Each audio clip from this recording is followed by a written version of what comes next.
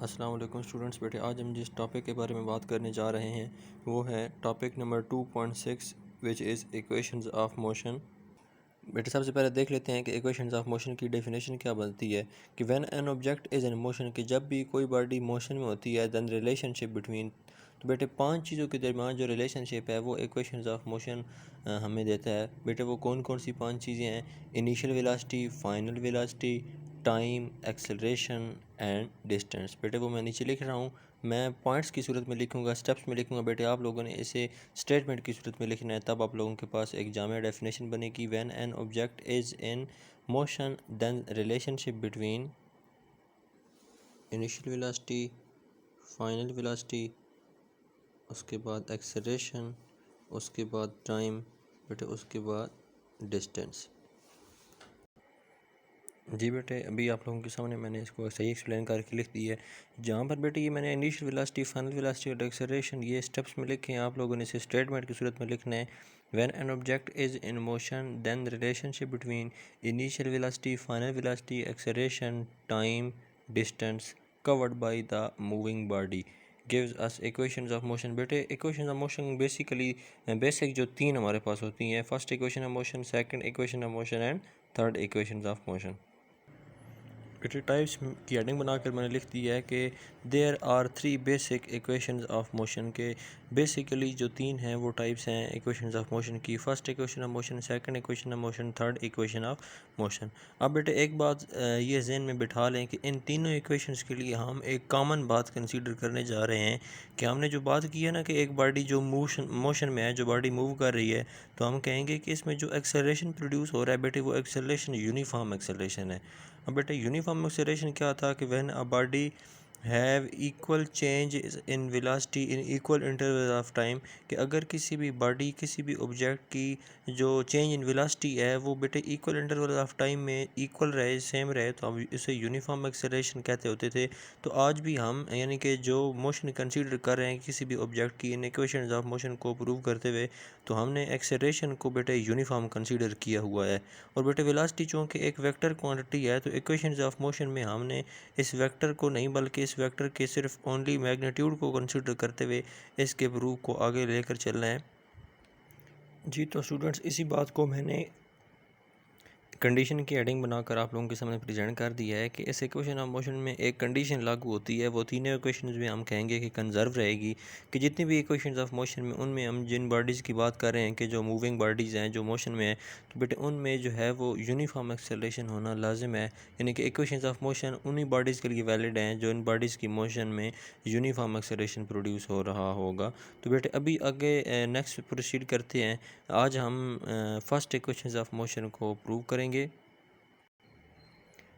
अच्छा स्टूडेंट्स एक और बात आप लोगों के जहन में होनी चाहिए कि फ़र्स्ट इक्वेशंस ऑफ मोशन को प्रूव करने के बहुत सारे मेथड्स आप लोगों को मिल सकते हैं, लेकिन आप बेटे आप लोगों के सिलेबस में जो कंडीशन आती है पेपर में, तो बेटे वो कंडीशन ये होती है कि आप कोई भी इक्वेशन ऑफ मोशन को प्रूव करें by using speed time graph. तो बेटे ग्राफ को यूज़ करते हुए आपने प्रूफ को सीखना है और आइंदा के लिए याद भी रखना है। तो कोई भी ऐसा प्रूफ जिसको आप आसान समझ के बेटे याद नहीं करेंगे, यानी कि जिसमें स्पीड टाइम ग्राफ इंक्लूड नहीं होगा, तो बेटे अभी हम नेक्स्ट प्रोसीड करने से पहले फर्स्ट इक्वेशन ऑफ मोशन के प्रूफ के लिए हमें ज़रूरत पड़ेगी स्पीड टाइम ग्राफ की, जो आप लोगों की बुक के ऊपर बना हुआ है। मैं आप लोगों को यहाँ पर बनाकर समझाऊँगा। जी बेटे सबसे पहले आप इस तरह का एक एक्स वाई प्लेन ड्रा करेंगे। बेटे इसके एक्स एक्सिस के अलोंग आपने टाइम को लेना है। बेटे एक्स एक्सिस के अलोंग आपने टाइम को लेना है। बेटे क्यों लेना है ये हम बहुत पहले पढ़ चुके हैं कि टाइम चूँकि एक इंडिपेंडेंट टाइम क्वांटिटी है, तो इंडिपेंडेंट क्वांटिटी को हम अलोंग द एक्स एक्सिस लेते हैं जो कि एक हॉरिजॉन्टल एक्सिस है। तो बेटे टाइम को चूँकि टी से रिप्रेजेंट करते हैं, तो वो भी मैंने लिख दिया है। बेटे वाई एक्सिस के ऊपर आपने स्पीड यानी कि या वेलोसिटी है, आप दोनों इक्वल हैं। बेटे क्यों इक्वल हैं? क्योंकि हम चूँकि ओनली मैग्नीट्यूड की बात कर रहे हैं, तो इन दोनों में डिफरेंस यही है कि एक वेक्टर क्वांटिटी एक स्केलर क्वांटिटी है, तो हम वेलोसिटी का सिर्फ अगर मैग्नीट्यूड कंसीडर करें तो वो स्पीड ही बन जाती है। तो बेटे वाई एक्सिस के ऊपर हम स्पीड को यानी कि वेलोसिटी को बेटे कंसीडर कर रहे हैं, तो वो मैंने लिख दी है। अब बेटे हम थोड़ा सा सिचुएशन को मज़ीद समझते हैं कि हम जो केस कंसीडर करने जा रहे हैं उसमें क्या सूरत हाल है। जी स्टूडेंट्स मैंने आप लोगों के सामने एक कार की जो है वो पिक्चर ड्रा की है। तो बेटे ये कार आप लोगों के सामने है। अब हम कहते हैं कि इसकी इनिशियल जो वेलोसिटी थी वो वी आई थी। बेटे कुछ टाइम पास होने के बाद, कुछ टाइम टी गुजरे है, तो अब यही वाली जो सी कार है, ये हम कहते हैं कि इसकी पोजीशन ये वाली हो गई है, यानी कि इसने अपनी पोजीशन टाइम गुजरने के साथ साथ क्या कर ली है बेटे, चेंज कर ली है। तो अब बेटे साहब ज़रा हम कहेंगे क्या ये इसकी फाइनल वेलोसिटी हो गई है। बेटे दोबारा सुन लें कि ये एक बॉडी थी, एक कार थी, एक ऑब्जेक्ट था जिसकी इनिशियल वेलोसिटी हमने वी आई कंसिडर की है। बेटे कुछ टाइम गुजरने के बाद इसकी यानी कि इसकी बॉडी की पोजीशन चेंज हुई है, तो इसने वेलोसिटी अपनी चेंज की है। तो वेलोसिटी पहले इनिशियल थी, अब जो हम फाइनल वेलोसिटी कंसिडर कर रहे हैं बेटे उसको हम वी एफ के नाम से जानेंगे। अब बेटे याद रखें कि जब भी कोई भी बॉडी अपनी पोजीशन से स्टार्ट लेती है तो साफ ज़रा है उसकी स्पीड ज़ीरो होती है, वो रेस्ट पे होती है। लेकिन बेटे उसके मतलब क्या है कि हमारे पास स्पीड जो है वो ज़ीरो होनी चाहिए थी, लेकिन नहीं। हम जो केस कंसीडर करें बेटे, लेट्स सपोज इस पोजीशन के ऊपर जो है वो बॉडी रेस्ट पे थी, v is equal to zero था, यहाँ से उस बॉडी ने चलना शुरू किया। लेकिन हम जो ऑब्जर्वेशन करना शुरू हमने किए हैं, जो हमारे पास कंडीशन है वो सिर्फ इस डायरेक्शन में है। हो सकता है गाड़ी आगे भी जा रही हो सकता है गाड़ी इससे पीछे भी चली हो, यानी कि बॉडी ज़ीरो से इसने स्टार्ट नहीं लिया, इसकी स्पीड ज़ीरो नहीं थी। हमने जो इनिशियल वेलोसिटी कंसीडर करनी है तब उसकी कुछ ना कुछ वैल्यू होगी। बात समझ लग गई आप लोगों को, यानी कि जो केस हमने कंसीडर किया है उसमें इनिशियल वेलोसिटी की कुछ ना कुछ वैल्यू है, ज़ीरो वो नहीं है। क्योंकि ज़ीरो वो तब थी जब वो रेस्ट से, अगर हम उसको कंसीडर करते कि रेस्ट से उसने स्टार्ट लिया तब इनिशियल वेलोसिटी ज़ीरो होती और फाइनल फिर कुछ ना कुछ होती। अब बेटे रेस्ट से हमने ये वाला पोर्शन छोड़ दिया है पीछे, अब कुछ उसमें वेलोसिटी आ गई है वी आई जिसको हमने नाम दिया है, कुछ ना कुछ उसमें वेलोसिटी थी, उसको हमने अपना इनिशियल पॉइंट कंसीडर किया। अब उसके बाद हमने टाइम ड्यूरेशन को नोट करके उसकी वेलोसिटी में जो चेंज आया उसको हमने फाइनल वेलोसिटी का नाम दिया है। इज़ इट क्लियर बेटे। अब चूँकि इसमें वेलोसिटी का चेंज हो गया विद रिस्पेक्ट टू टाइम, तो बेटे हम इसको क्या नाम देते हैं, एक्सेलरेशन को। A is equal to V F minus V I divided by time. अब बेटे ये change in velocity with respect to time को हम एक्सेलरेशन कहते हैं, या यूँ भी कहते हैं rate of change of velocities is called acceleration. अब बेटे हम जो कि यूनिफॉर्म एक्सेलरेशन की बात कर रहे हैं, तो अब ये केस आप लोगों ने जहन में रखना है, ये सिचुएशन जहन में रखनी है। अब आपको मैं स्पीड टाइम ग्राफ के ऊपर इसकी जो ड्राइंग है वो करके देता हूँ। बेटे ये रफ काम था, सिर्फ आप लोगों की समझाने की हद तक था, इसलिए मैंने इसको नीड काम पे नहीं किया।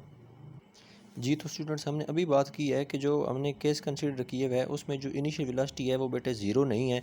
अब बेटे यहाँ पर इस पॉइंट के ऊपर ये टाइम, जो ये एक्सिस के ऊपर टाइम इंक्रीज़ कर रहा है, टाइम भी इस पॉइंट पर ज़ीरो होता है और स्पीड या वेलोसिटी जो है वो भी इस पॉइंट पर ज़ीरो होती है। अब हम चूँकि इस एक्सिस के हम पहले वेलोसिटीज़ के पॉइंट को ड्रा करने जा रहे हैं, तो बेटे वेलोसिटीज़ इनिशियल वेलोसिटी हमने ड्रा करना है सबसे पहले। तो इनिशियल वेलोसिटी ज़ीरो तो नहीं थी, हम कहते हैं कि लेट्स सपोज ये वाला जो पॉइंट है यहाँ पर ये हमारे पास वी आई है, यानी कि उस बॉडी में जब हमने उसको देखना शुरू किया, ऑब्जर्व करना शुरू किया, तब उसमें इतनी velocity V I let's suppose आ चुकी थी। अब बेटे चूँकि हमने एक्सेलरेशन जो इस बॉडी में प्रोड्यूस हो रहा था, इस एक्सेलरेशन को यूनिफॉर्म एक्सेलरेशन कंसीडर किया हुआ है। तो बेटे स्पीड टाइम ग्राफ को जब लास्ट टाइम हमने स्टडी किया था तो हमने देखा था कि जब यूनिफॉर्म एक्सेलरेशन होता है तो बेटे तब हमने देखा था कि स्पीड टाइम ग्राफ की लाइन जो है वो स्ट्रेट लाइन आती थी। जी स्टूडेंट्स, ये हमारे पास एक स्ट्रेट लाइन आ गई है आप लोगों के सामने। अब ये इसकी इनिशियल वेलोसिटी थी, अब स्ट्रेट लाइन ख़त्म होने के बाद इसको मैं नाम दे रहा हूँ कि ये हमारे पास फाइनल वेलोसिटी, यानी कि हो सकती है उसके बाद भी गाड़ी आगे चल रही हो, ऑब्जेक्ट आगे मूव कर रहा हो, लेकिन इस ड्यूरेशन में, इस इंटरवल में हमने जो वेलोसिटी ऑब्जर्व करनी थी वो हमने कर ली है कि एक स्टार्टिंग पॉइंट वाली और एक एंड पॉइंट वाली, इनिशियल वेलोसिटी और फाइनल वेलोसिटी। बेटे समझ लगी आप लोगों को। अब बेटे यहाँ पर इस पॉइंट को मैं नाम दे देता हूँ ए, इस पॉइंट को मैं नाम दे देता हूँ बी का। अभी ये हमारे पास एक लाइन ए भी आ गई है।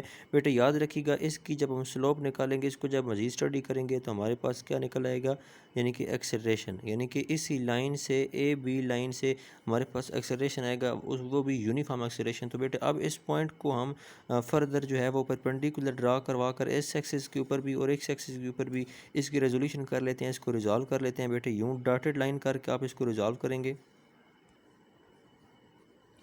जी, तो स्टूडेंट्स मैंने आप लोगों के सामने ऑलमोस्ट इसको परपेंडिकुलर ड्रा करवाने की कोशिश की है कि पॉइंट बी से हमने वाई एक्सिस के ऊपर भी एक परपेंडिकुलर ड्रा करवा दी है और पॉइंट बी से हमने एक्स एक्सिस के ऊपर भी एक परपेंडिकुलर ड्रा करवा दी है।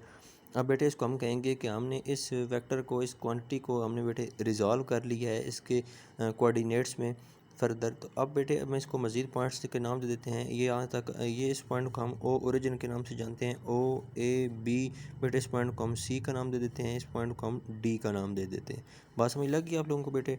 जी अब बेटे इस ग्राफ से हम थोड़ी सी जो है वो मज़ीद ऑब्जर्वेशंस को कंक्लूड करके नीचे लिखते हैं।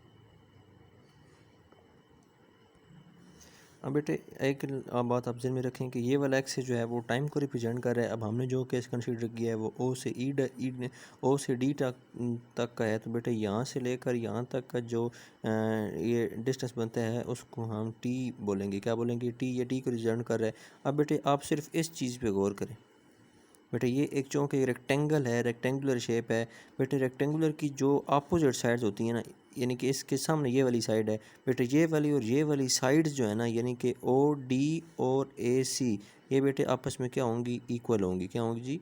इक्वल। यानी कि A C and O D ये आपस में क्या होंगी?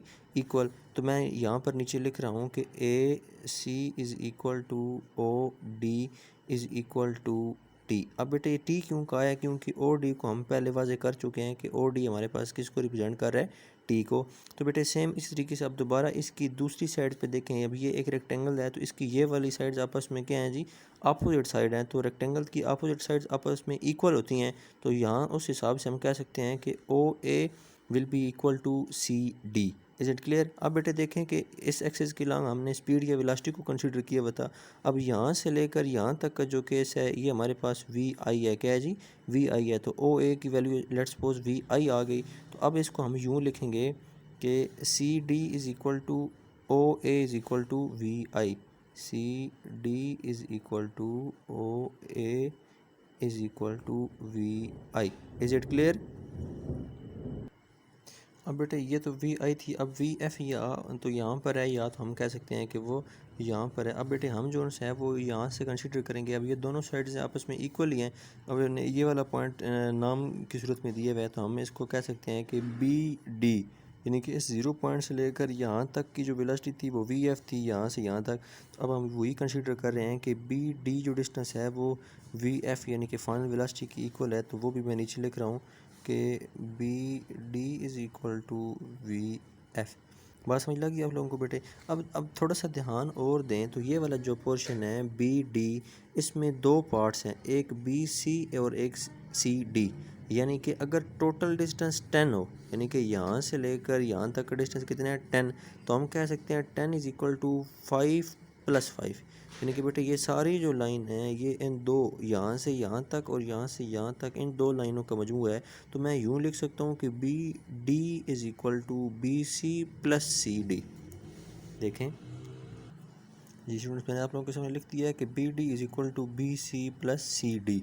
अब बेटे ऊपर वाली जो ऑब्जर्वेशन हमें लिखी हैं, जो वैल्यूज़ लिखी हैं, उनमें से जो जो वैल्यूज़ हमें गिवन है वो हम पुट कर देते हैं। बेटे देखें बी डी की ये वाली वैल्यू हमने लिखी है B D is equal to V F. तो मैं वो लिख रहा हूँ कि V F is equal to B C की कहीं पर हमें वैल्यू नहीं है तो हम इसको एज़ इट इज़ लिख देंगे। B C plus C D की हमारे पास वैल्यू ये है जी वी आई।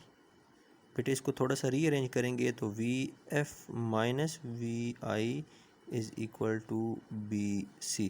बेटे इसको सीधे करके लिख लें जी स्टूडेंट्स। अब इसको अरेंज करके लिखे, सीधे करके लिखे तो ये हमारे पास क्या आ गया? B C is equal to V F minus V I.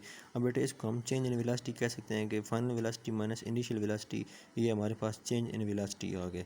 अब बेटे आप लोगों को याद होगा कि एक्सेलरेशन की डेफिनेशन हमने क्या की थी कि the rate of change of velocity with respect to time is called acceleration. तो बेटे from the definition of acceleration जी बेटे, तो अब हमारे पास ये हम कह सकते हैं कि from definition of acceleration we have कि एक्सेलरेशन की डेफिनेशन से हमने ये पढ़ा था कि acceleration is equal to change in velocity divided by time. अब बेटा एक्सेलरेशन को ए से रिप्रेजेंट करते हैं। मैंने लिख दिया A is equal to change in velocity. बेटे चेंज इन वेलोसिटी क्या है हमारे पास? B C.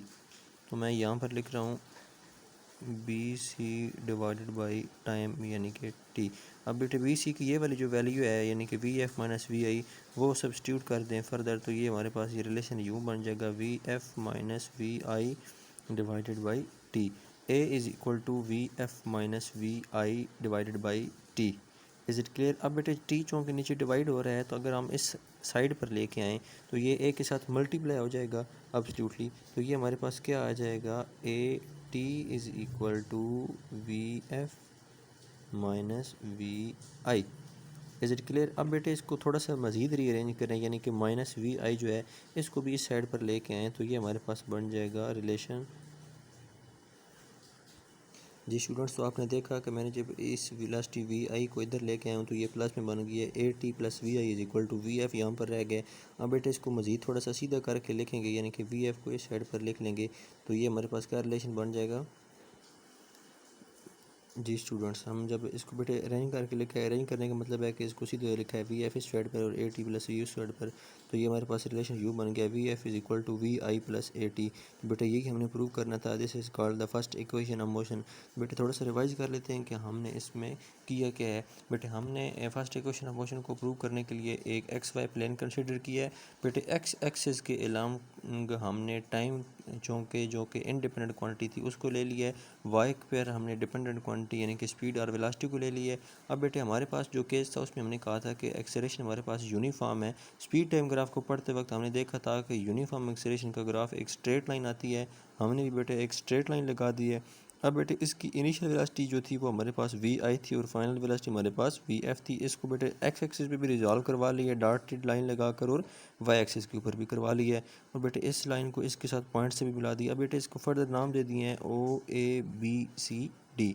अब बेटे ये वाला पोर्शन चूँकि एक्स एक्सिस के ऊपर था जो कि हम टाइम कंसीडर कर रहे हैं तो ओ डी को हमने टी कहा हुआ था, और इधर हमने जो है यहाँ से यहाँ तक का डिस्टेंस को वी आई यानी कि हमने वेलोसिटी इनिशियल कहा हुआ था।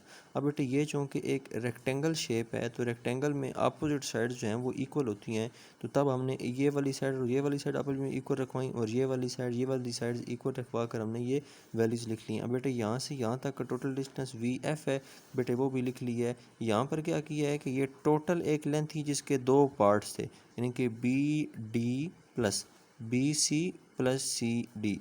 बात समझ आ गई, यानी कि वो एग्जांपल दी थी कि 10 is equal to 5 plus 5। Is it clear, वो बात आ गई है। अब बेटे इसमें हमने वैल्यूज़ पुट कर दी हैं। बेटे यहाँ पर बेशक लिखते हैं बाई पुटिंग वैल्यूज़।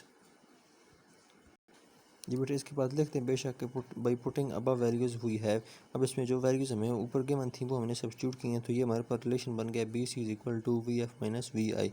बेटे ये बी सी जो है ये हमारे पास चेंज इन वेलोसिटी है, तो इसको एक स्टेप एक लम्हे के लिए यहाँ पर रोक के हम दोबारा से कंसिडर करेंगे कि फ्रॉम डेफिनेशन ऑफ एक्सेलरेशन हुई है।